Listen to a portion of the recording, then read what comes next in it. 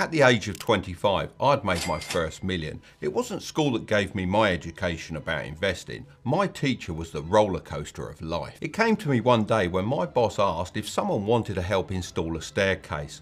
When we got to the house, I was shocked. He had it all: granite countertops, Persian rugs, and a collection of supercars. I'd look out the window and see the owner relaxing or practicing his golf swing. When I talked to him, he only chatted about his personal hobbies and never his businesses. I asked him, "What's the secret to your success?" He tapped me on the shoulder and said, "Mark, if you can't make money while you sleep, you'll work until you die." This is now known in the modern day as passive income. That was the moment I decided I needed to join the top 1% of men. I'd like to retread my journey with you today. It's very clearly broken into 5 different stages, just like a video game, and at each individual stage I learned something imperative to my future success. You'll learn what I focused on as a hard-nosed businessman, what I obsessed about in the world of investing, and most importantly, the many mistakes I made along the way that have made me the successful person I am today. Stage 1, the awakening. This is when I went from $0 to $20,000. My journey started as I emerged from my mother's womb, and my first words were, "Which stock should I buy?" Just kidding. Like most people, I was pretty clueless about financial education as a kid, but I had the spirit of hustle in me. One of my earliest memories of entrepreneurship goes back to when I was selling fish door to door. Just imagine wiping the sleep dust out of your eyes at 4 in the morning,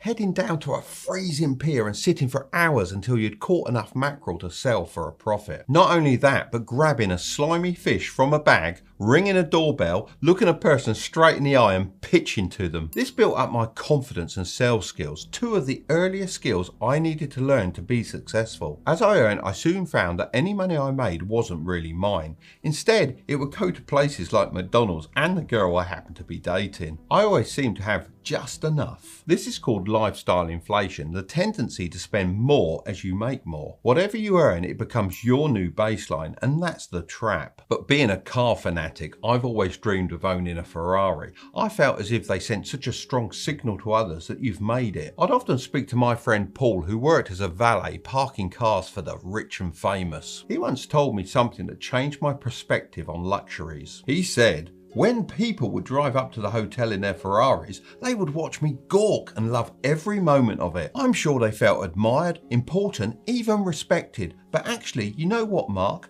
I didn't care about them or even notice them. Instead, I thought, wow, if I had that car, people would think I'm cool. And I wonder how many people buy these cars without realizing that people rarely give the driver a moment's thought." I learnt that no one would be as impressed with my possessions and luxuries as much as me. People want to be respected and admired by others, but competence, intelligence, and kindness will bring you so much more respect than horsepower ever will. With all the information out there on the internet about how to make money or get rich quick, it can be hard to separate the truth from the marketing. Internet gurus have been getting wealthy for the past decade, telling other people how they can get rich, and there's a whole industry out there based on fantasy. But the truth is, wealth is not always what you see, but what you don't see. I decided instead I'd quietly follow my own path to wealth. But in order to do this, I needed a budget. A budget is knowing where your money will go versus where it went. Little by little, and for the first time, I started seeing my savings account go up. I started building an emergency fund, basically money for a rainy day. I didn't know exactly when or why it would rain, only that one day it would. One day, my boss approached me and ordered me to start making wooden trash cans. I made trash can after trash can. The hours would just crawl by so slowly. I went to my boss and asked him how long I'd have to keep doing this.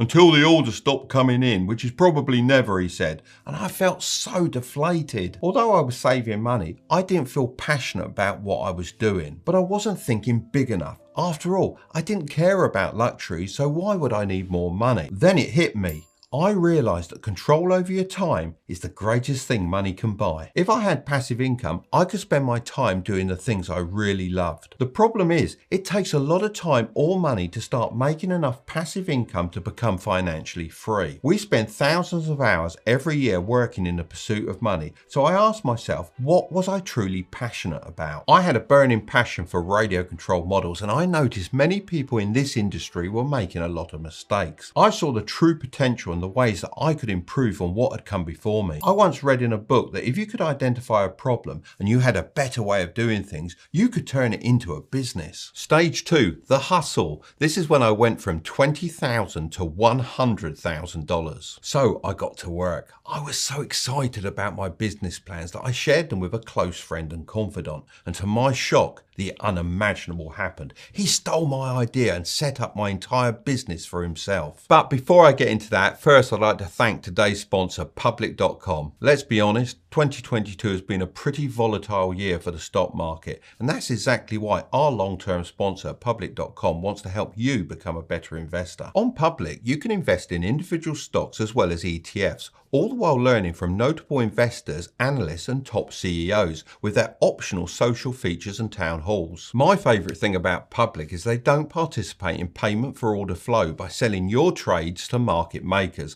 meaning they have no reason to incentivise you to trade more than necessary like some other platforms do. On Public, you can invest, learn and see what top investors are doing all in one place. And the best part is, for a limited time, you can get a free start worth between $3,000 and $1,000 with the link down below in the description. Anyway, back to the story. The reality is that I needed some money to pursue my dream, but my savings just weren't enough. I wasn't about to give up. I drew up a business plan, went to the bank and applied for my first loan. It wasn't easy and I had to visit multiple banks. However, eventually I secured the money I needed. While some people earn their wealth investing in the stock market, I reinvested the earnings from my businesses to open more stores and even buy back my original idea from my old friend. I started to know more and more people in the business world. A lot of these individuals became my mentors and would teach me things like how to build a business that scales, how to improve sales, and how to manage people. As my income grew and I solved problems, I was not only growing my net worth, but becoming a top 1% man as well. As the good times continued, I increasingly bet on them continuing, which led to one of my most significant life crashes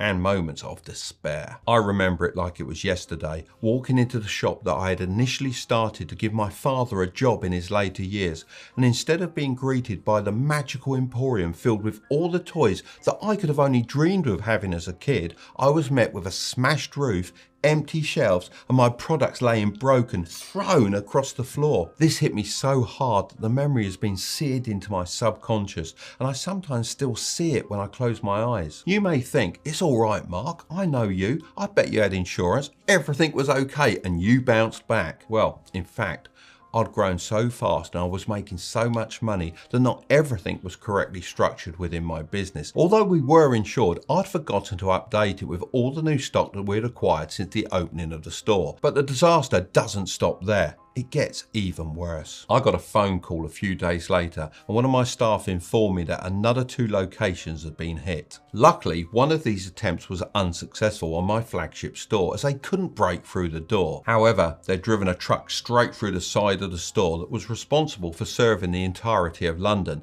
and the damage was horrendous, let alone the stock that we lost. That's when I learned about the balance between risk and reward. See, making money requires taking risks, operating quickly and putting yourself out there. But keeping money requires the opposite. It requires humility and fear that what you've made can be taken away from you just like that. Once you lose 95% of your money, you have to gain 1,900% just to get back to where you started. Taking too much risk can bury you so deep in a hole, it can be nearly impossible to get out of. I even started to move my operations online to adapt to the changing times. Stage 3, the trap. This is when I went from $100,000 to $1 million.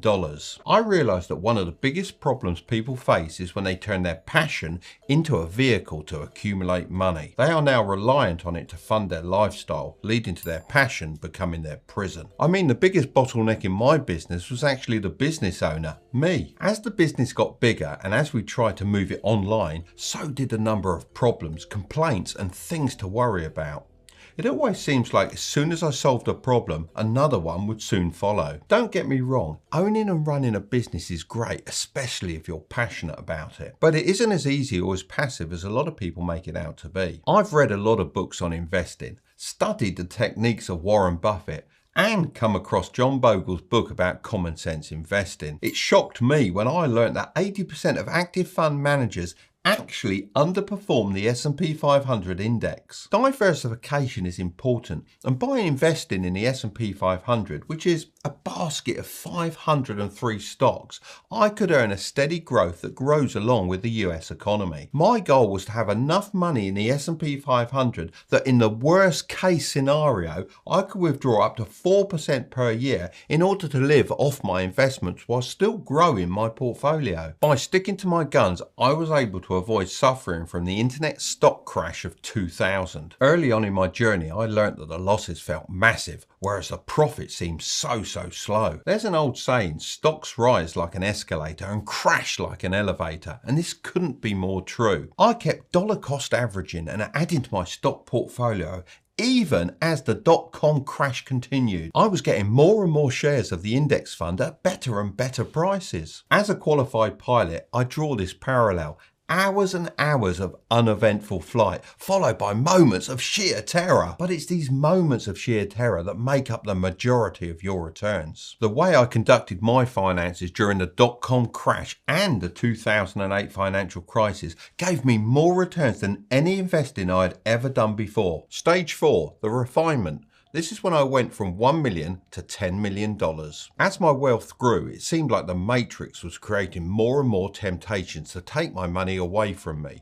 Having savings gives you a lot of options, like going to a buffet where you can have every dish you've ever wanted. In the previous stages, once I'd surpassed $100,000 in yearly earnings, I was considered an accredited investor, which is both an exciting and a dangerous place to be. I fell into the trap of investing in various penny stocks, which initially was very successful. However, I went on to lose $30,000 with a couple of bad trades. After this, I created a rule for myself to only invest in things that I fully understand, unless it's an experiment with a small amount of capital that I'm not afraid to lose. It doesn't matter whether you're investing in NFTs, stocks, or a relationship.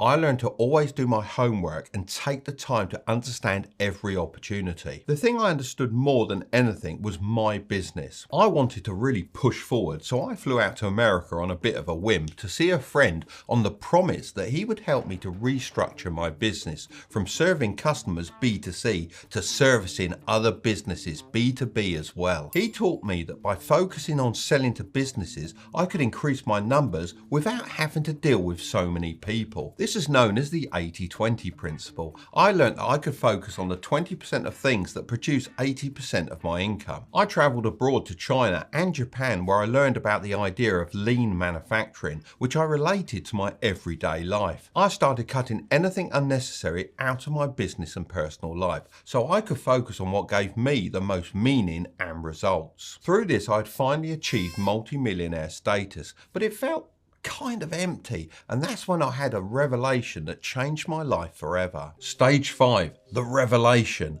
This is when I went to $10 million and beyond. This brings me to where I am today. I thought about which investments were most important to me in my life, and I realized it was the relationships with my family and friends. You will be the same person in 5 years as you are today, except for the people you meet and the books you read. I started thinking about how to pass the torch, and I taught my son Curtis about finance. We started this YouTube channel together as a way to educate the younger generation from the perspective not of some rich influencer, but as a guy who did it with passion and a bit of elbow grease. I started spending more time enjoying the little moments, appreciating what I have and what I've worked for, and fostering quality relationships. The final stage for a lot of people later in life is philanthropy. Some people like Bill Gates start foundations, others like Ray Dalio write books. This is my form of giving back. When I reflect on my journey getting here, I'm proud of everything I've done. I still hustle hard,